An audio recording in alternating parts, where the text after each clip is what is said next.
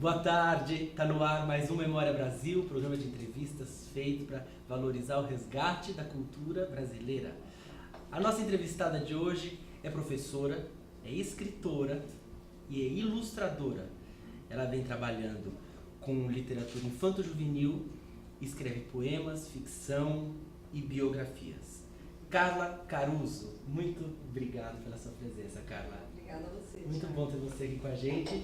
E principalmente por conta de a gente poder dialogar, assim, porque você tem trabalhado com biografias para o público infanto-juvenil, que é um pouco o outro lado do que eu venho fazendo. Então eu estou aqui cheio de curiosidade para saber um monte de coisa sobre o que você faz. Como pintou o teu interesse por essa vertente de mercado? Isso vem desde a tua faculdade, você fez letras na PUC, não é isso? Isso começou lá atrás ou foi acontecendo, foi algo premeditado? Como foi esse início? Não, começou lá atrás, assim, o livro infantil, o livro juvenil sempre me atraiu muito, porque, assim, sempre eu achei o livro um veículo, como eu tenho essa relação com a imagem, com a ilustração e com o texto, são duas coisas, eu acho que o livro infantil e juvenil, eu acho que isso está mudando um pouco, os livros adultos também, mas eles têm essa duplicidade, eles têm o texto e a imagem, a relação. É muito importante a ilustração no livro infantil, né? Então, para mim, sempre foi um veículo em que eu poderia, eu imaginava na época da faculdade que eu poderia trabalhar essas duas linguagens, que são linguagens que eu gosto e que eu sempre, ilustração, por exemplo, a parte da pintura, eu não tive uma formação, digamos, formal de universidade, foi algo da minha família, e que depois eu vou trabalhando, fui estudando por minha conta e tal. Mas as letras, né, a linguagem do texto já me aprofundei mais, quer dizer, estudei mais, né, estudei formalmente, eu acho que. E não invalida, né, uma coisa assim, o fato de não trabalhar, vamos dizer, ter feito uma universidade de desenho, de ilustração, não invalida um trabalho, claro, né? Porque, na verdade, você vai descobrindo a sua linguagem. E no meu caso, na verdade, eu tinha em casa uma mãe artista plástica, então foi esse início. Eu ia te perguntar de onde vem isso. Acho que, assim, é de antes da universidade? É de antes, isso é de antes e era uma coisa que tem um valor bem afetivo também. Mas... Eu li num dos seus livros, na sua biografia, no final, que você fazia colagens, coisas no papel, sementes, folhas, uma coisa assim. Isso, era uma coisa, eu tenho, assim, uns 300 desenhos infantis. Então, assim, essa, digamos, primeira formação, né, depois você vai buscar, né, de outras maneiras, né, principalmente olhando e estudando outros artistas, né, tanto ilustradores como artistas plásticos e tal. Então, essa relação toda que vai te dando e você, timidamente, nessa parte, você vai encontrando a sua linguagem, a sua forma e, por exemplo, a colagem que você cita, até que você chama a atenção, é uma das linguagens que eu gosto muito, que eu tenho desenvolvido em alguns livros. Você acha que a sua formação em letras impulsionou a escritora ou ela existiria de qualquer maneira? Eu tenho essa curiosidade pessoal, assim, em que medida a sua formação acadêmica melhorou, digamos, a escritura? Eu acho que proporcionou, assim, ampliou, né? Eu acho que, na verdade, eu venho de uma casa, assim, que as pessoas liam muito e que contavam muita história. Então, a história era algo importante, né? A vida humana, né? Os acontecimentos e tal. Então, isso tudo já existia na minha formação primeira, mas a universidade abre um caminho, quer dizer, aí você se abre bem para o mundo mesmo, né? Então, eu tinha já desde antes de entrar, tanto que eu ia fazer jornalismo na PUC, que era uma faculdade que eu achava que eu queria, né, escrever, então eu já tinha esse desejo de escrever. Mas eu acabei não entrando no jornalismo e fiquei na segunda chamada. Eu nunca fui a melhor aluna, 0 em física, 0 em matemática, uma coisa... E aí foi interessante, porque eu entrei em letras para depois trabalhar, passar para o jornalismo. Só que eu fiquei porque eu gostei demais, tiveram alguns professores muito marcantes, que você entrava na sala, esse professor entrava na sala para falar de um poema e ficava vermelho. Então, assim, era sabe, era uma coisa que você, eu fui... E o Oswald foi muito bem apresentado na PUC, por exemplo, que eu depois vinha fazer uma biografia dele. Então, assim, tinha Liju, que era uma literatura de literatura infanto-juvenil. Então, a gente também já começa a ter um olhar para o livro infanto-juvenil. A minha questão com a infância, né, com as histórias, sempre foi muito forte. Então, sim, o livro infantil me atraiu enquanto linguagem, em primeiro lugar. Assim, como forma de expressão, para mim, eu me encantava muito, desde pequena, tinha uns livros marcantes e tal. Quais foram esses livros? Bom, os contos de fadas, né? Eu acho que, em primeiro lugar, os contos de fadas, a Branca de Neve, os bem básicos. Depois, assim, muito Monteiro Lobato, porque a minha mãe lia. Eu ainda não sabia ler, mas... lia para você? Lia muito para mim, para o meu irmão, então a gente tinha essa entrada. E o meu pai, um homem, um siciliano, vindo da Itália, assim, com muita história, desde a época da guerra, né, que ele passou muita fome, né, na guerra, depois eu até vou rever, quando eu fui para a Itália, eu mesma revi essa história, não era bem assim, mas assim, já veio toda uma história contada por ele. Então, assim, tinha muita história, toda noite tinha uma história, mas não factuais, histórias inventadas. Então, assim, esse universo, a avó, a nona, né, assim, que contavam muita história, e não é à toa, né, quer dizer, eu era muito atenta, eu lembro de muitas histórias, eu sou uma pessoa que lembro, e que às vezes eu falo com primos, não lembro de tanta história. Essa coisa da oralidade muito presente. Da oralidade e das histórias de vida, né? Acho que história de vida foi algo sempre muito marcante, né? Dessas figuras para mim. Então, e aí depois, claro, a universidade, você sai para o mundo, né? Eu não fui uma adolescente tão das saídas, mas depois da universidade, sim, né? Esse encontro com o literário, esse encontro da crítica, da análise, do olhar, né? E até muitas aulas que foram interessantes enquanto escrita, né? Eu acho que tiveram aulas, professores e tal, que deram essa abertura, e eu fui me descobrindo, né, nesse universo, e aí nem quis saber de jornalismo. Mas, por incrível que pareça, como a vida dá muitas voltas, meu primeiro emprego mais significativo assim, porque eu sempre trabalhei desde muito cedo, foi na Editora Abril, no Guia Quatro Rodas. Então, era aquela coisa, eu queria fazer jornalismo, entrei em letras, depois eu queria letras, depois eu fui para o jornalismo. Realizou o teu sonho, de certa forma. Sim, e daí eu passo quase 10 anos na Abril, no primeiro momento no Guia, contratada lá, toda com editora assistente e tal, fiz algumas viagens, etc. E depois eu fico 10 anos no Almanac Abril, no Almanac da Editora Abril, que principalmente no CD-ROM, eu não trabalhava tanto com texto, e aí já vem a imagem de novo, né? Eu venho está sempre retornando.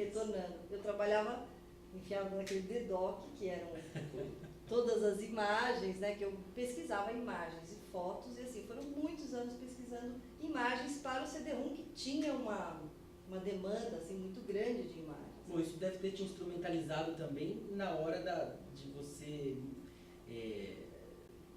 criar critérios como ilustradora também, para o seu trabalho como ilustradora. Isso a imagem te embasou também por outro lado. Acaba que você está sempre olhando, você tinha que escolher entre 20 imagens, e assim, e lá vinham pastas, né, cheias de cromos, porque assim, não eram digitalizados, né, nem existia. Então você ficava olhando, então você ficava procurando imagens, ainda tinham 5 da mesma paisagem, você tinha que ver qual que era boa, qual que dizia alguma coisa, porque... E aí sim, você vai também trabalhando o seu olhar, né? Quer dizer, não um olhar amplo, né, da realidade, do dia a dia, mas é interessante, você foca e tem que... Da especificidade. A especificidade daquela imagem, da luz, de tudo que uma fotografia... E depois a temática. E muitas vezes aí teve um trabalho lá muito trabalhoso, que foi... Trabalhoso demais. Mas assim, foi uma... Para reforçar que deu muito trabalho. Eles fizeram Quem é Quem brasileiro, que eu pus tu, eles fizeram Quem é Quem brasileiro, 500 biografias. Quem foi procurar as fotos? Foi eu. Então eu rodei, não só dentro do DEDOC, como Arquivo do Estado, Estadão, eu rodava e deu uma tarimba muito boa, né? E aí e aí foram essas 500 biografias, e eu, né, interessante que eu também nem tinha começado a escrever biografias ainda, mas você vê como todas as suas experiências de vida, de estudo, de leitura, Como que convergem? Vão convergindo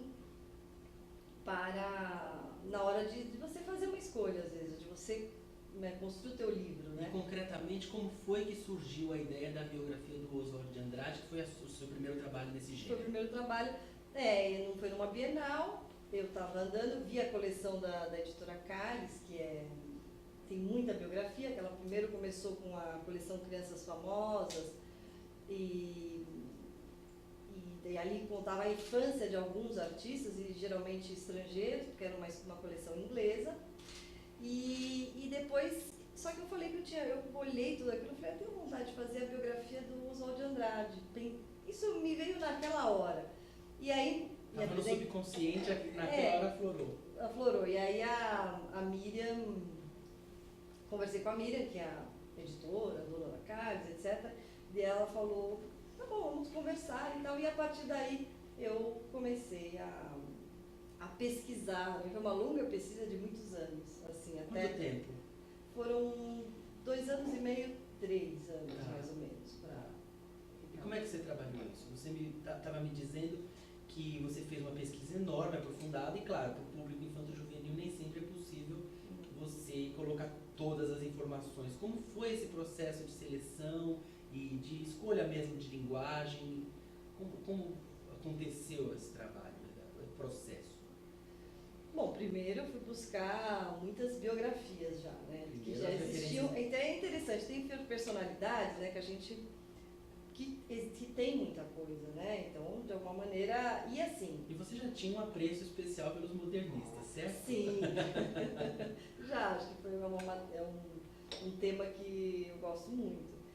E eu fui em busca dessas biografias primeiro, depois eu saí a campo, aí fui conversar com o Rudá, que é o filho do Oswald, daí tem toda a questão da autorização, e eu mesma corri atrás da autorização, que foi muito bacana, porque o Rudá teve uma recepção muito boa para isso e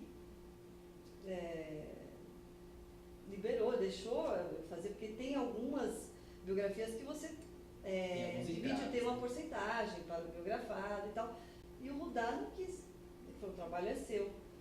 E, então foi muito...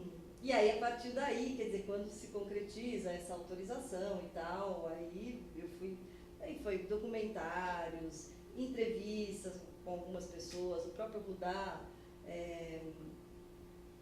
uma das esposas do Oswald, a Julieta Bárbara, quer dizer, que foi, que você vai entendendo, porque eu acho que você, nesse processo de fazer uma biografia, você tem os dados, você pode ter as entrevistas, você ouve falar, mas você vai construindo no seu imaginário essa personalidade que, daí vem a questão, as questões que se colocam, mas então é ficção, é biografia. Realmente acho que fazer uma biografia é uma pretensão muito grande, porque quem vai falar da vida de alguém? É o tipo de gênero que só existe no ideal das pessoas. Né? Porém, assim, você se baseia, né? Você baseia em fatos, no atual, naquilo que vai sendo... Mas a própria linguagem é recriação, né? Sim. É uma releitura. A própria escolha que você faz, muitas vezes, e aquele evento, aquela situação, você coloca no primeiro plano, no segundo... Quer dizer, como você... Nesse sentido que você é autor, né? E que no final, claro, você se baseia no fato, é uma biografia, então você não pode nunca esquecer disso. Claro, mas sai criando. Só que você é que constrói essa narrativa, então daquela personalidade vai se tornando um personagem. De alguma forma, que é uma leitura sua da vida daquela pessoa. Claro que existem, por exemplo, tem muitas horas, então eu me baseava assim, Antônio Cândido, na Maria Augusta Fonseca, que fez uma biografia muito interessante, na própria autobiografia do Oswald, que sob as ordens de Um Homem Sem Profissão, sob as ordens de mamãe, que assim, é um título bem interessante. E aí, o título bem Oswald mesmo. E aí você vai tirando fazendo essa seleção.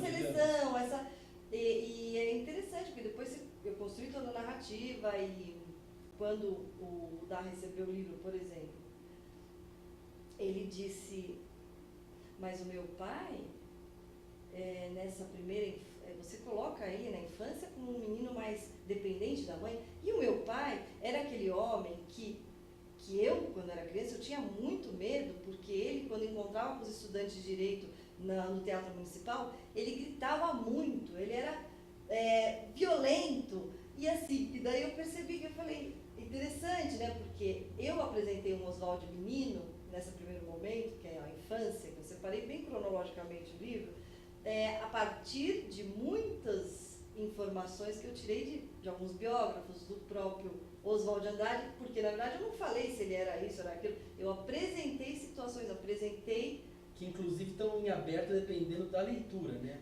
Mas assim, tem umas situações que parece, ele coloca a mãe num lugar muito importante dentro dessa casa, isso não é uma viagem, né? Você observa. Sim, é factual, né? Então, pelo todo, e ele levou ele falou, ele comentou isso agora, ele, né, é um filho que já conhece um pai adulto, questionador. Um outro momento da maturidade dele. Que é o pai, né, e é esse pai idealizado. E também o biógrafo, muitas vezes, ele passa pelos momentos da idealização desse personagem também, que a gente demora para quebrar. Eu tive momentos de apaixonamento, né, pela figura do Oswald, ele parece uma coisa até meio louca, e depois eu vi uma entrevista, não sei se foi da Maria Augusta ou foi uma outra biógrafa dele, que teve algumas biógrafas mulheres, né, além de se casar muito durante a vida, tem algumas biógrafas mulheres, e ela coloca isso no jornal, saiu acho que no Estadão, eu tenho guardado, ela fala que ela se apaixonou no meio do caminho, eu falei, meu Deus,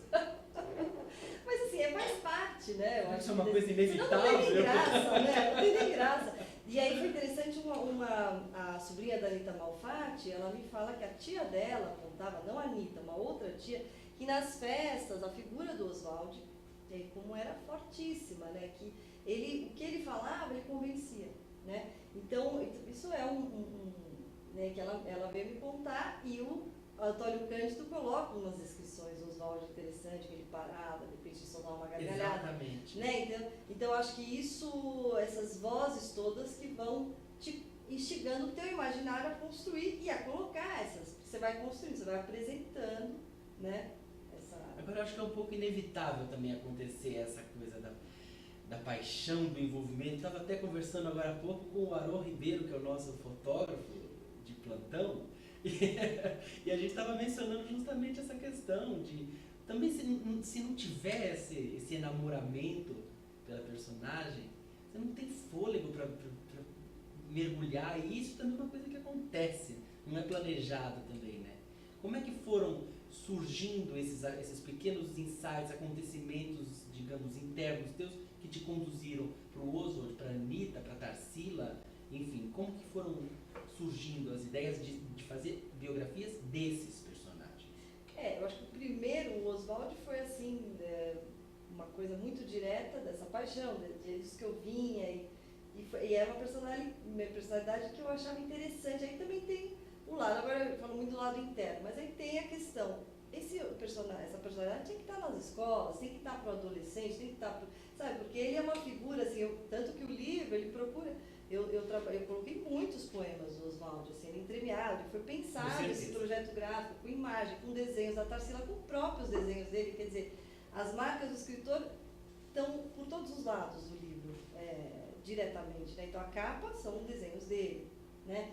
Então, eu acho que é apresentar, eu tinha esse meu ideal mesmo, assim, de abrir, de que as pessoas, de que os adolescentes, de que as professoras, de que o público em geral, porque eu acho que é um livro que, para adulto também, não tem essa classificação, apresentar essa figura que teve um papel inegável, importante e de abertura, né, de uma liberdade muito grande na forma das poesias dele. Você vê essas poesias sendo reproduzidas pelo Arnaldo Antunes, quer dizer, quando tem o amor, o humor dele, é maravilhosa a releitura do amor, humor. Quer dizer, então eu acho que tem isso, tem você ter esse desejo de apresentar essa figura que ela dialoga atualmente, ela é contemporânea. Assim, você acaba trazendo uma figura do passado, mas o trabalho dele não é nada datado, né? Quer dizer, absolutamente, aliás, o contrário. Muito pelo Cada contrário. vez mais atual, né?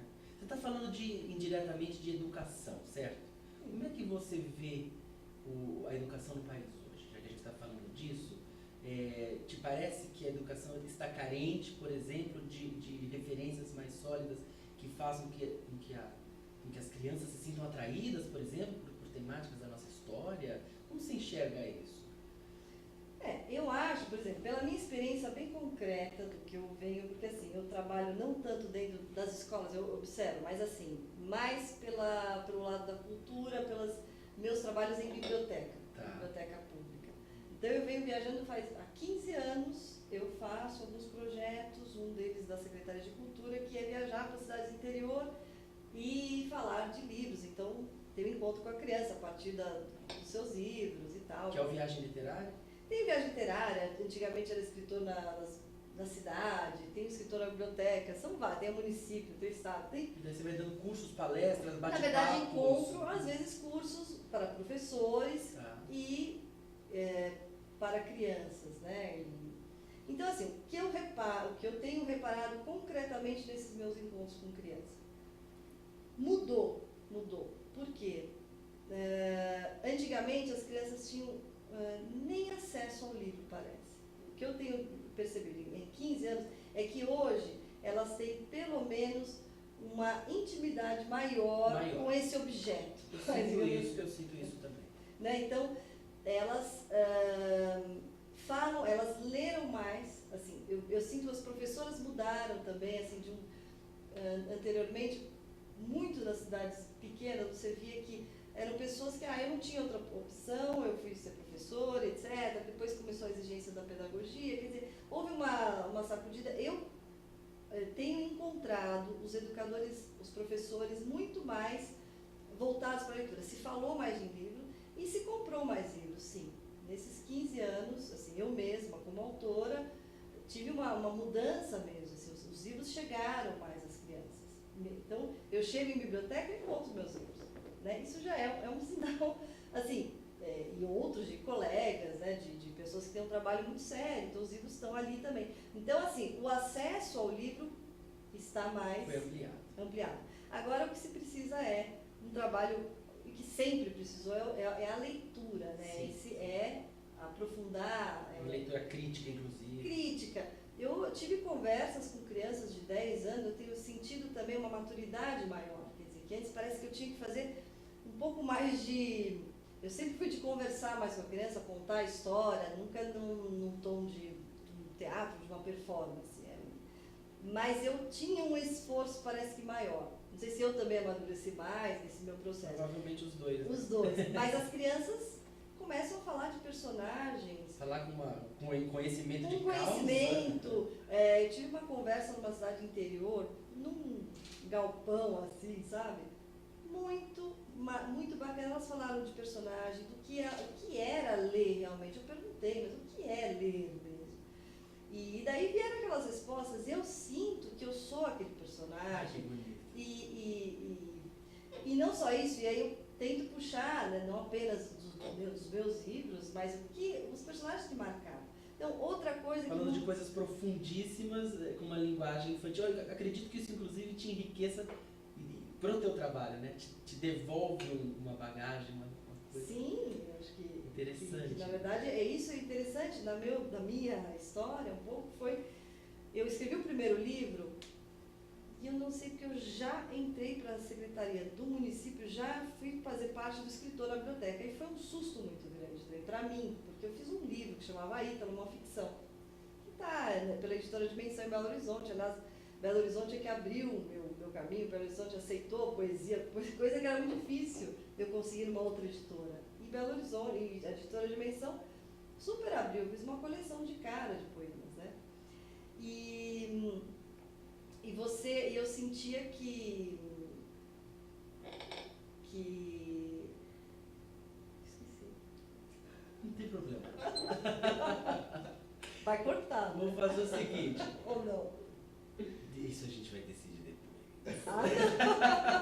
Eu vou aproveitar a sua deixa, eu vou pedir um intervalinho rápido. E o Memória Brasil volta já já com Carla Caruso. Até já.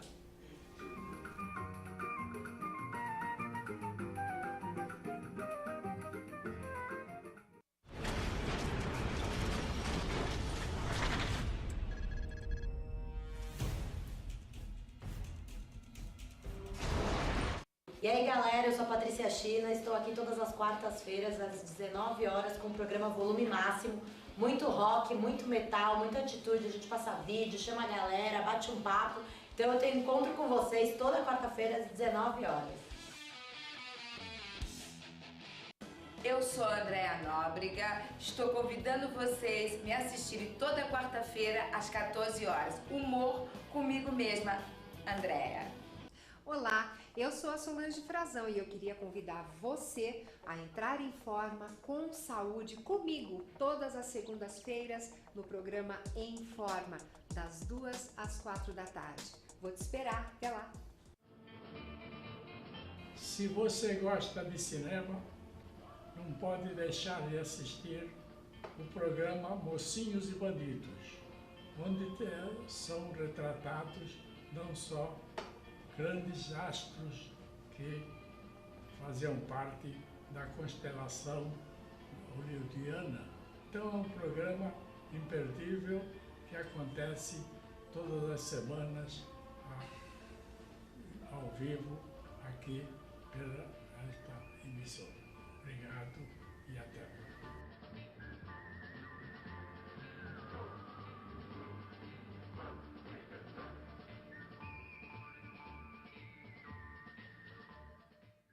Oi, meu nome é Mineirinho de Maceió e eu estou aqui na TV Geração Z com o programa Nó na Cuca. O programa feito para você, com você e por você. Às sextas-feiras, às 15 horas, ao vivo, viu? Tete a tete com você.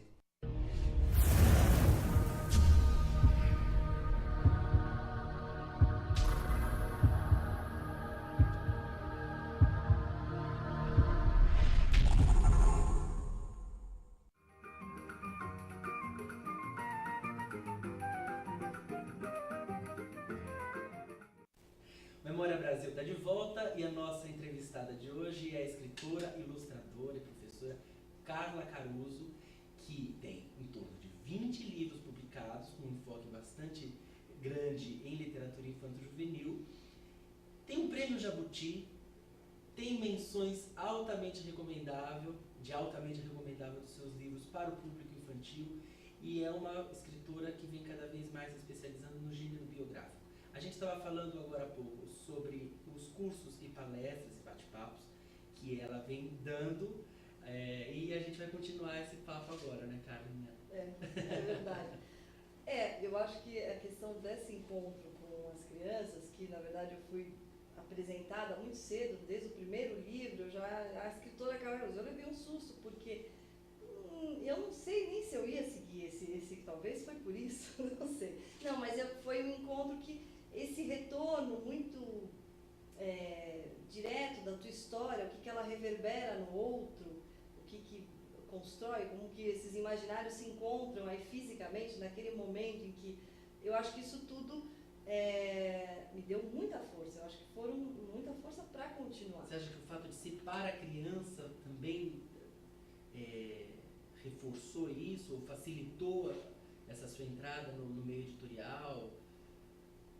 Pelo apelo de educação mesmo que os teus livros têm, que é muito legal. Eu te disse que aprendi muito lendo coisas de personagens que eu não conhecia a fundo. Daí acho que você toca numa questão que é você ter o livro que é o informativo, ter o livro e ter o livro artístico, que ele, digamos, o artístico ele pode ser chamado de inútil, digamos assim, né? Ele não tem um compromisso com mesmo as biografias, você acaba trabalhando literariamente esse texto, né? Porém, você está contando a história de um personagem, uma personalidade que você está informando, você está contando da história dessa pessoa, mesmo utilizando recursos literários. Sem tanto componente do lúdico, talvez? Dessa questão da construção dessa personagem, desse enredo, né? Eu acho que isso, as questões da escrita de um texto, né, que um escritor se depara, tanto o adulto como a criança, são as mesmas. Você está lidando com a forma, você está lidando com um trabalho estético, né? Tem que exercer fascínio e atração, seja para o público que for. Exatamente. Então, você tem Compromisso. esse sentido também, né? Que você constrói um sentido, você vai dando sentido para aquilo, né? Para aquele teu conteúdo, né? Seja a biografia, né? Que você parte de fontes externas, seja, por exemplo, um trabalho que eu desenvolvo, que é a poesia, né? E que, de alguma maneira, ela não tem um compromisso de estar explicando nada para a criança. Aliás, melhor que não explique nada mesmo. A poesia enquanto sua própria linguagem. Então, ela não é um texto informativo. Um texto informativo, tanto que eu trabalho também com o paradidático, né? O que corre paralelo ao didático, né? Que foi o Almanaque dos 5 Sentidos, que também eu pego um tema, né? Que é o livro pelo qual você recebeu o Prêmio Jabuti. O Prêmio Jabuti. Em 2010? Em 2010. Fala um pouquinho então pra gente desse livro. Acho que é um livro que demorou quase 5 anos para ser, né, para fazer. Eu acho que eu sempre nos livros eu tenho a relação da imagem, como eu falei, então não só todo o texto, como o trabalho com as imagens, com as fotografias, com os desenhos, tudo isso eu não desenhei. Aí foi uma outra ilustradora maravilhosa, uma argentina chamada Maria Wernicke, que fez. Então esse é um livro que ele tem tanto literatura tem o seu lugar ali, então é sobre os 5 sentidos. Então a visão, eu abro os sentidos da visão com a história do Perseu e da Medusa, que tem tudo a ver com os 5 sentidos. Eu reconto essa história da mitologia. E aí depois entra outras linguagens dentro desse livro. Então, um bate-papo informal, chamando atenção, sensibilizando para esses sentidos no seu cotidiano. Depois você tem curiosidades, você tem informações científicas, ou seja, tem todo um trabalho, um almanaque que tem essa possibilidade de muitas linguagens. Então, ele é um informativo? É um informativo, é um paradidático muito...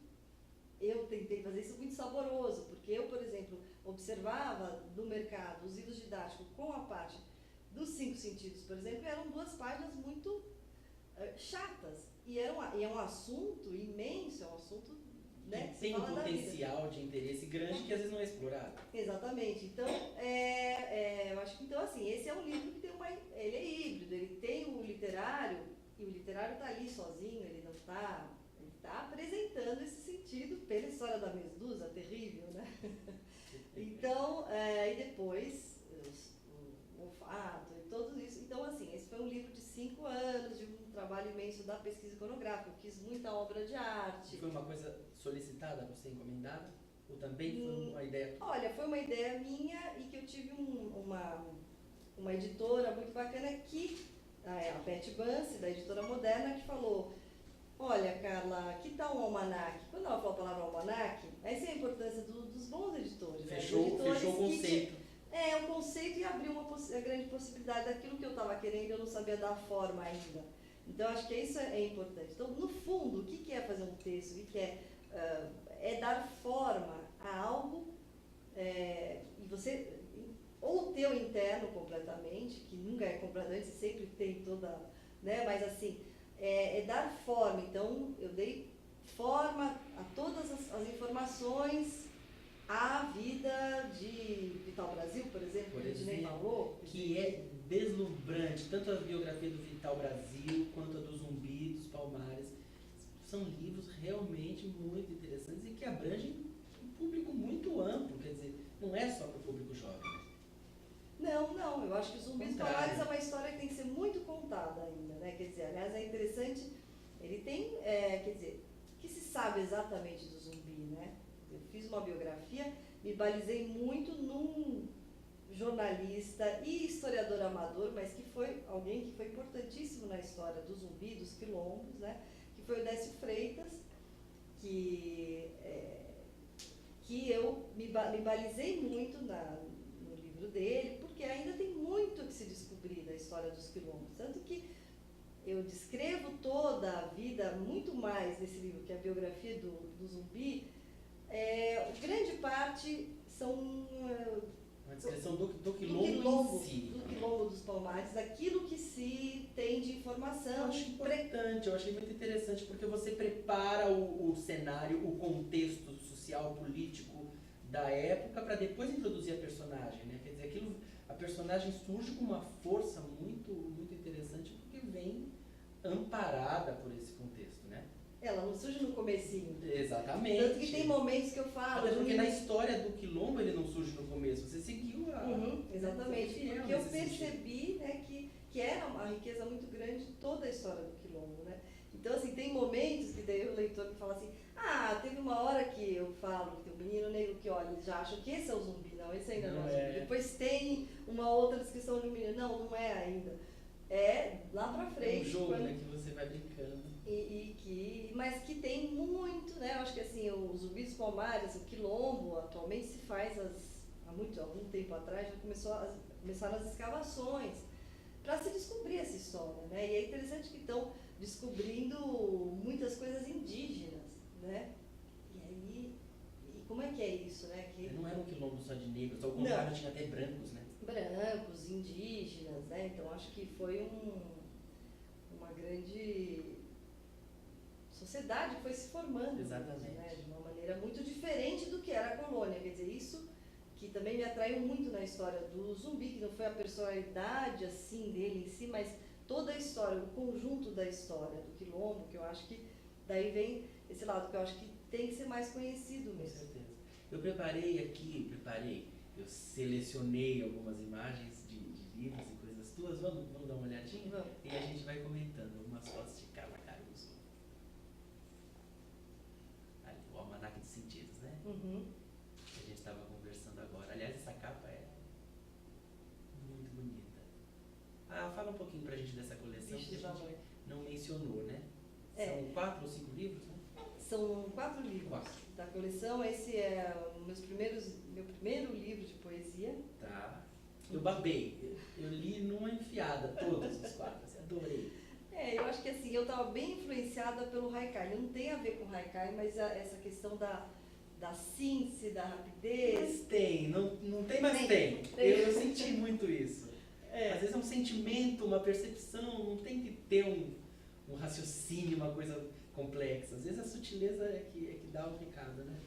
E esse Bichos da Noite especificamente, eu trabalhei muito a sonoridade das palavras. Então, eu tenho experiências ótimas com as crianças. Então, o primeiro poema é Siga o som da cigarra, Exato. que anuncia o fim do dia e a noite que se inicia.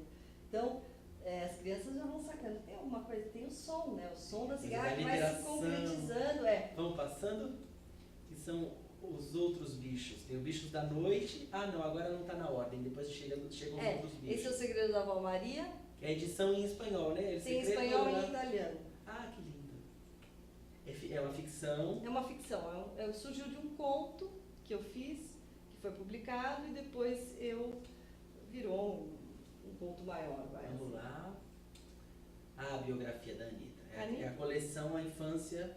Essa é a coleção A Crianças Famosas. Crianças Famosas. Agora é interessante falar um pouco dessa coleção, assim, essa questão de como elas entraram na escola, assim. E houve uma modificação, sim. Por exemplo, muitas cidades que eu ia, você encontrava sempre os muros só com Cebolinha e Mônica. Tudo bem, só que era sempre a mesma conversa. E aí é divertido, porque ultimamente, de um tempo pra cá, você chega e você encontra Abapuru, você encontra, sabe? Você encontra outras... você encontra outras imagens, você, sabe, eu acho que é parte ampliou completamente, eu acho que parte. Fez vamos parte. Lá, vamos passando. O Zumbi, que nós já falamos. Zumbi, que é demais, essa biografia. Que a pesquisa iconográfica é toda em cima das imagens de outros pintores que desenhistas que tiveram no período colonial imperial aqui. Exato. A Tarsila. Tarsila. Vamos pôr que a as tela crianças cheia, chamam- turma. Acho que fica melhor para visualização. Aqui as crianças Aí. chamam o Abaporu geralmente de pé grande. Ah, o pé grande! Vocês sabem que esse aqui é o pé grande. Aliás, o livro de Tarsila do Amaral, ela pedindo para você como ilustradora fazer um trabalho como esse, né? Que ficou lindo, né? Os Ficou desenhos lindo. da Tarsila. Não tinha nada mais que a ilustração. De seleção, né? Mas também faz parte, né? Faz parte. Também é o trabalho do ilustrador, né? Aí a biografia do Oswald com os desenhos dele na capa que você mencionou no início, né? Ah, Essa é uma ilustração para uma revista lindo. russa. Burle Marx, ainda não tínhamos falado. Uhum. Burle Marx, que foi um fascínio para mim entrar no universo dos jardins. Pelo Burle Marx, né? Quer dizer, eu acho Privilégio, né? que é o considerado inventor do jardim tropical. Isso não é pouco. Aleijadinho, Aí voltamos. que também é para outra coleção. questão, né? Porque Aleijadinho é pouca informação, então eu peguei muito o contexto da época em que ele viveu, porque tem pouquíssima, não tem a infância exatamente, tem mais um pouco de ficção mesmo aqui. Entendi. E nesse caso, o ilustrador não, a ilustradora não é você. Não, não, é o Ângelo Bonito. Não acho que- Voltamos para os Bichos da praia. Eu falava, poxa vida, vivemos no Brasil, não tem muito livro de praia. Eu falava, e foi maravilhoso fazer esse livro. E são animais que as pessoas pouco conhecem, né? Ouriço do mar. Me Não diverti. tiveram azar como eu de pisar no ouriço, de dar de cara com uma praia maravilhosa e você, de repente, dar de cara com o ouriço. Então, o Ítalo é o primeiro. O primeiro dos primeiros? O primeiro. O Ítalo, aquele que vai, mal sabia para onde eu ia cavalgar, né? Com esse universo. É ficção? É ficção, é uma primeira história. Aqui é uma floresta, também para uma revista infantil, né? Uma floresta russa. Esse é um livro, Poemas para Assombrar, aí lá vem a minha colagem, que foi uma surpresa para mim, assim, o quanto ele atingiu o público, principalmente as crianças. Ele não era livro ainda, eu li as poesias para as crianças do céu. Ah, que ótimo. E elas pediram bis. Eu falei, esse livro eu preciso publicar. Que ele era em forma de poesia. Quer dizer, foi a consagração antes mesmo do livro existir. É, Ele pediu para ser publicado. Né? É, foi bacana, porque ele recebeu alguns nãos, mas as crianças falaram sim. Exato. E aí teve uma editora que disse sim. Que lindo, que lindo. É o Viagem Literária, que é o projeto da Secretaria de Estado da Cultura aqui de São Paulo, que foi, na verdade, onde a gente se conheceu. Quando eu trabalhava lá como assessor de imprensa, eu que divulgava o programa e tive o privilégio de divulgar as viagens da Carla pelo interior desse Que estado. são aventuras. Aí é do livro Poemas para Sonhar, que acho que não está, é o Poemas para Sonhar, que é um... É lindo, olha o que ela faz, Arô. É uma colagem. Aqui é no lançamento da Ana Maria Machado. Achei essa foto tão bonita, Bonita. tão forte. É, a menina. Ana Maria foi a única, ou uma das únicas biografias A única vivas? da pessoa viva. Ah, A entendi. única de uma pessoa. Aqui está a Miriam, que é da Cálice, Ana Maria. E foi muito interessante fazer essa biografia, que é só a infância dela. E que é a primeira vez que eu dei de cara com a pessoa. Como foi a reação dela diante do seu livro, essa resposta?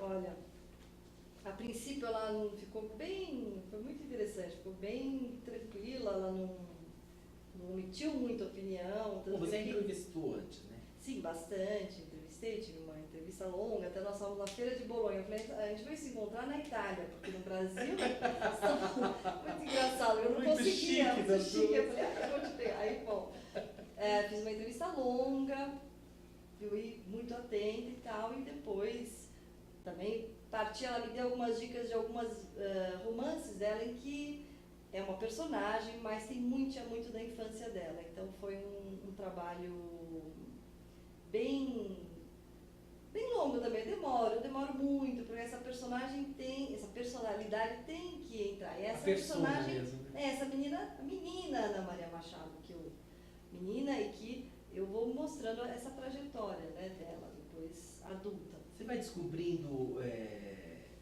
questões das personagens ou traços das personalidades em comum entre eles e ao mesmo tempo que estão presentes em você? Quer dizer, de alguma maneira existe essa fusão de personalidade? Uma certa projeção, a gente estava falando em Freud agora.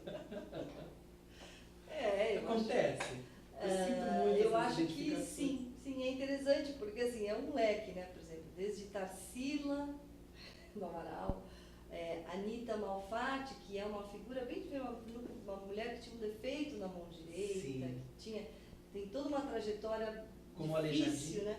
O Aleijadinho, então assim, o Zumbi, quer dizer, essas personalidades todas que idealistas, que tinham uma relação com uma linguagem, né, que seja, então, até o Vital Brasil, que é um cientista e que parte para descobrir o que ele descobre, né?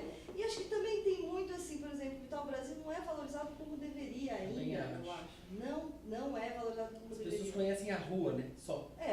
Vital Brasil, mas então eu acho que tem esse lado dessas figuras tão ricas e tão importantes, e que tiveram assim, elas no mundo elas estabeleceram algo novo. Claro. Eu acho que é isso que me encanta. Essa contribuição, muito, né? Essa contribuição. Então, de alguma forma, eu tenho essa identificação, né? Agora, infelizmente, o programa está chegando no final, ele voa. E o Tuma já me mostrou uma plaquinha ali, 5 minutos para acabar. Então, eu quero te fazer uma pergunta assim, mais subjetiva. Quando você escreve, no ato da criação, depois que você já coletou as informações, todas as pesquisas e senta diante do papel ou do computador, você se esvazia ou você se preenche de algo? Eu não sei o que eu quero dizer com essa pergunta. Eu acho que você mergulha num universo que já passa a ser seu, né? Que é algo que já está introjetado pelo processo pelo qual você passou antes, talvez. Eu acho que assim, não sei se você se esvazia ou se preenche, ou se você... Na ficção, na poesia, por exemplo, que depende muito mais de... Eu acho que assim, para mim não é uma coisa de... Eu tenho essa necessidade de escrever, porque eu sei que escritores têm. Eu não tenho uma necessidade, assim, que ali eu vou colocar... Essa coisa existencial. Muito existencial, talvez. Mas eu tenho essa relação muito forte e muito íntima com a linguagem, com dizer. Parece que a minha preocupação é estar construindo um sentido naquele momento. Então, só que assim, eu enquanto eu estou escrevendo, muitas vezes, e que é interessantíssimo, vem uma imagem de você andando quando você era muito criança, numa escada, e você vê coisa. Aí às vezes eu tenho 2 documentos, eu tenho o que eu estou escrevendo e o outro aquele em que eu vou lembrando de coisas. E aí você fala, mas por que isso me lembrou isso? E não há uma ligação exata, e é muito interessante. Talvez sejam as imagens que tenham mais força por terem vindo dessa sua associação livre, talvez. Mas é uma associação não lógica, completamente não lógica que vem. Então eu acho que assim, o escrever é um... Oi? Por isso ele é livre. O escrever vem você se coloca ali, acho que da sua maneira mais sincera também, mais tua, você. Eu acho que quanto mais você... Aí sim o ato de escrever tem um sentido e um significado, não uma preocupação externa, isso é depois. Entendi. Mas aquele momento, né, que ele é o sentido que você vai dando, é o sentido que você vai dando para a tua existência, às vezes até mesmo falando de um outro. Né? Agora, para finalizar, eu queria que você falasse rapidamente sobre as oficinas. Você tem um ateliê, passasse o seu contato, convidasse as pessoas a conhecer o seu trabalho. Eu acabei de mudar para um novo espaço, um lugar que se chama Origem, que é uma loja maravilhosa de jogos antigos. E no mezanino a gente tem uma sala lá muito gostosa que eu estou com um grupo e pessoas particulares que eu atendo também. Eu tenho uma aluna que tem deficiência visual e que, por exemplo, que é uma grande viagem, trabalho com ela, né? E, então, assim, eu tenho tantas pessoas sozinhas que têm o desejo de escrever, e daí vem sempre essa questão, né? O desejo de escrever. O que é esse desejo? Até o Roland Barthes diz muito disso, né? A gente tem toda uma... Ele diz que não existe uma palavra que diga, que Simboliza, represente o desejo de escrever. Como seria uma palavra para isso? Não existe, né?